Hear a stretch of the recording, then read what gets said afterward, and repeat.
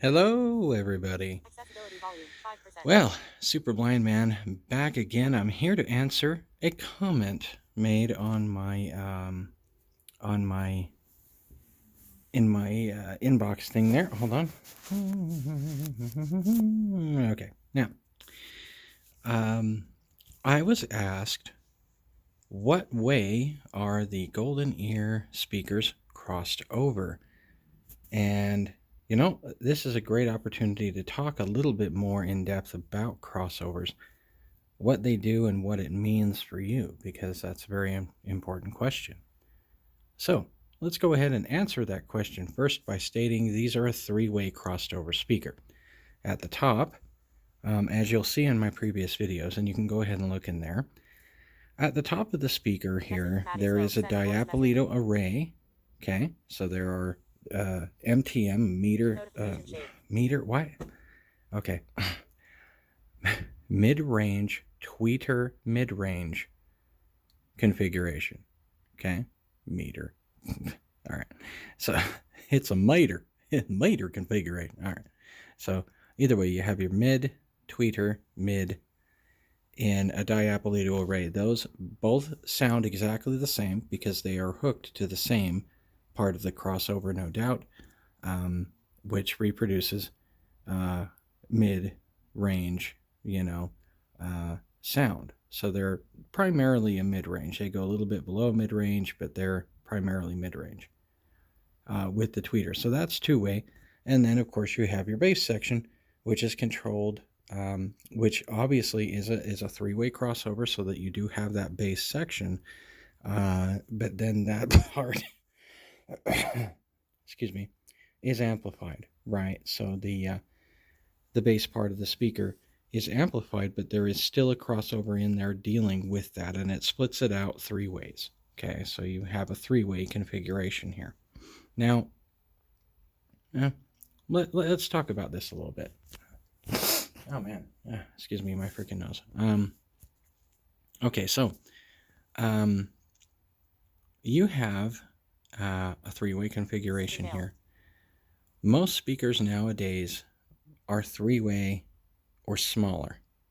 Okay, it's not very often that you encounter bigger crossovers than that, and there's a really good reason. Now, the commenter who asked me this has a set of Klipsch speakers, and kudos on you. I used to own Klipsch, and I really love them, and I think they're amazing. When I went to these, of course, it blew them out of the water. I enjoy Klipsch, though, and it was how I was introduced into the hi-fi world, and I really enjoy Klipsch as a company, and especially what I see them doing nowadays. I was really tempted, honestly, to go spend a little less money and just get a really rockin' hard, badass, new Klipsch system. And I did not do that. I thought, you know what, I'm going to regret it if I don't. And oh, I'm so glad that I made this decision. I really am. I have enjoyed it. But either way, getting back to the point, Klipsch's are notorious for having a cascade arrangement. Okay, cascade meaning it cascades from high to low range down the speaker. So you have a tweeter, a tweeter in a horn usually, a speaker down here, a speaker down there. Now, in most of their systems, if you're going to talk about, say, the reference RF, like a 7 version 3, just as an example, the RF 7s have, of course, your horn, and then a big woofer, 10-inch woofer, big 10-inch woofer. Okay, now those are arranged in a 2.5-way configuration, which is that the horn shares information with the mid-range, with the bottom bass, with the top bass speaker just below the horn, and then the bottom one is crossed over doing lower work. But technically, what's interesting about it, Kay, is that technically that top bass speaker and the horn are sharing mid-range responsibility and high-range responsibility. So it's interesting how they've done that. The horn obviously is handling more high end, but they share a similar part of the configuration. So it's really strange how that works. They're both sharing mid-range responsibility. So anyway, a little bit different from these, but it brings up a question. Well, which would you say is best? Well, here's a question, and a good one. Okay, there are people who claim, well, the more times you cross a speaker over, the better, because each driver has its own responsibility. Wrong. Okay, wrong. That is just like having a house, okay, where you have a cable line that comes in from the tree it comes in, and it's broken like 18 different ways on its way around your house to get to your modem. You're going to have problems with the signal there, okay, period. You're going to have all kinds of crosstalk and feedback and tons of decibels of noise. It's not going to be good for you. Okay. In other words, someone just spliced a bunch of cables together to wrap around your house to get to where your modem is. Okay, is what I'm trying to say. That's exactly what's happening the more times you split up a signal inside of a crossover network. To be honest with you, okay, when you make a driver purpose built for what it does, it's almost its own crossover. Okay, if you do it right, the crossover is very simple, and that's how you want it. Okay, that's really what these guys did too. Like Focal does that. A lot of good companies do that now because they realize, hey, you get better sound when you do this. Okay, so the better designed for its exact correct purpose the driver is, the simpler and less complicated the crossover is, and that's a good thing. Okay, now a lot of people lean too heavily on the crossover. They slap parts together for a driver. It's not purpose built, and they let the crossover do all the work. Klipsch is one of those companies. I'm not dogging on Klipsch. It's not like they don't sound good. Okay, but it's not the way to build a speaker. When you build a speaker correctly, you can make those drivers be their own crossover, leave the crossover a simpler network of components. That leads to, well, guess what? Hey, if it's a simpler network of pieces that I have to put on that crossover board, guess what happens to it? It gets less expensive. Furthermore, in a case like this, what does that mean? Okay, what that means is that those lesser components that I put on the crossover board, I can put more expensive, better components on that board for about the same money as what I would have spent if I went the other way. And trust me, that's the best way to do it, right? So that's the best way. You know what I mean? The best way would be not to have a crossover at all, but we can't do that, can we? We have to have you have to have a conductor for your orchestra. You just do, as Sandy Gross would have put it. And the conductor determines what's going on, how loud each and every instrument plays, and when it comes in to into the performance. That's what a crossover is, right? And the simpler you can make that, these guys have gone with something called a seamless crossover topology.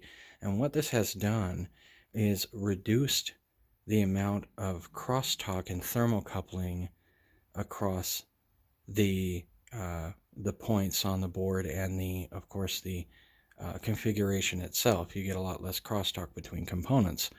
That's great. I mean, these new things they've done with crossovers are amazing. I can tell you, these things are so invisible.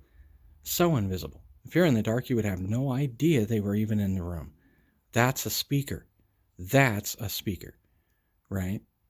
But the more complicated the crossover, the harder to become open and invisible a speaker system in total becomes. You know what I mean? So there's a lot of convoluted crap from back in the day where they crammed, 8, 9 different drivers, and it was crossed over 5 ways, and you're going, dude, that isn't going to do any good. It's only going to do you worse than a simple system crossed over in a simple manner, because the electricity has less places to split off to, and that is always a very good idea. So anyway, I thought I'd bring that up, and thank you to the commenter. I really, I'm glad that you're looking into these. I highly recommend them. Again, if you've seen my videos, you know what I feel about these, and I really do. I feel very deeply about them. I think they're great. They're honestly amazing. Again, I'm not someone who got shipped these speakers and said, get my review. I'm a purchaser. Okay. I'm like you. I'm the average guy, right? I am someone who buys stuff because he's serious about audio and theater. This is what I live. This is my passion. And I am so glad to be able to share that passion with you. And I love Klipsch. I'm certain you, the commenter, are a Klipsch fan. Right on. It gets you started, right? But man, I'll tell you what, you set these puppies up in your home for the first time, you won't even know who Klipsch was. You'd be like, Klipsch? Yeah. And I'm a huge Klipsch fan. Okay, I'm not even going to lie to you. I was. And these blew them out of the water. And again, this was a huge purchase for me. Huge. Okay? Huge. It's a company I'm not familiar with. It is something I had only heard a couple of times, but to be honest with you, I was spellbound when I heard these the first time. I absolutely went nuts. I was like, dude, yeah, those are nice. I mean, nice, okay, really nice. Just so open and invisible and not there, and that's what I wanted. I just wanted to hear things as they were, not as my speaker would make them. And that is exactly what these do. Now, to further your question, all of these are three-way. Okay, your center here, the supercenter reference there, the supercenter reference is, of course, three-way. It has a Diapolito arrangement, so you have that tweeter in the middle, 2 mid-ranges with phase plugs, and then on the very outside, 2 more bass drivers to the outside of that, and those are crossed over 3 ways. With the Bookshelf Reference X, however, that's only a 2-way speaker because it only has 2 drivers. You know what I mean? So you pretty much didn't have a choice there. You have to give the tweeter responsibility and the mid bass speaker responsibility, and so there's only one way to do that, to split it in half. So they did a good job there. Again, beautiful, open sounding, amazing. All of them are great, and of course their uniformity is fantastic, and I like that too. So, but anyway, yeah, they're 3 ways, and they're good. So anyway, thank you so much for dropping in those comments. I love it. Please like and subscribe if you enjoy my videos. I really I would appreciate that. It's a good way to help a small timer like myself to get out there and start doing what he loves doing a lot more, which is educating you guys. I love this. So anyways, yeah, keep the comments coming, and I appreciate it. Thank you so much. Have a great day. Stop recording.